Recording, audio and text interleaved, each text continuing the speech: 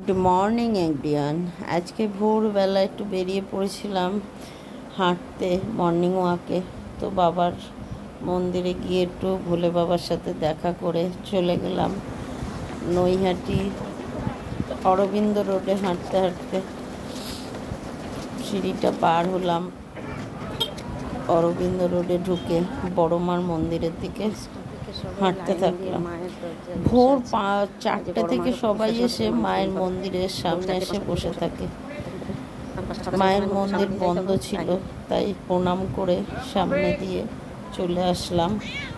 ভোর 4টে থেকে সবাই এসে মায়ের সামনে এসে বসে, যাতে মন্দিরের দরজা খুলেই মায়ের দর্শন পায়। আর যে বিশ্বাস না থাকলে সবাই এসে এত ভোরে বসে থাকতো না। যাই হোক, মায়ের কাছে একটু দাঁড়িয়ে প্রণাম করে আবার চলে আসলাম হাঁটতে হাঁটতে বাড়ির দিকে। দেখো সবাই কত ভোর থেকে এসে দাঁড়িয়ে আছে।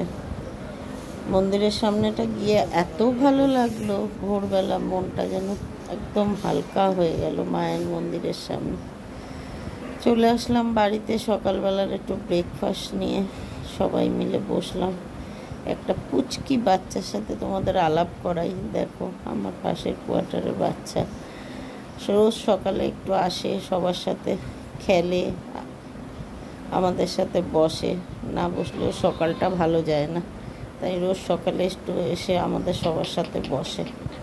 আজকে একটু অন্যরকম কাজ নিয়ে ব্যস্ত ছিলাম, একটু মেশিনের কাজ নিয়ে, একটু টুকিটাকি সেলাই ঘরের নিয়ে ব্যস্ত ছিলাম। চলো টাটা।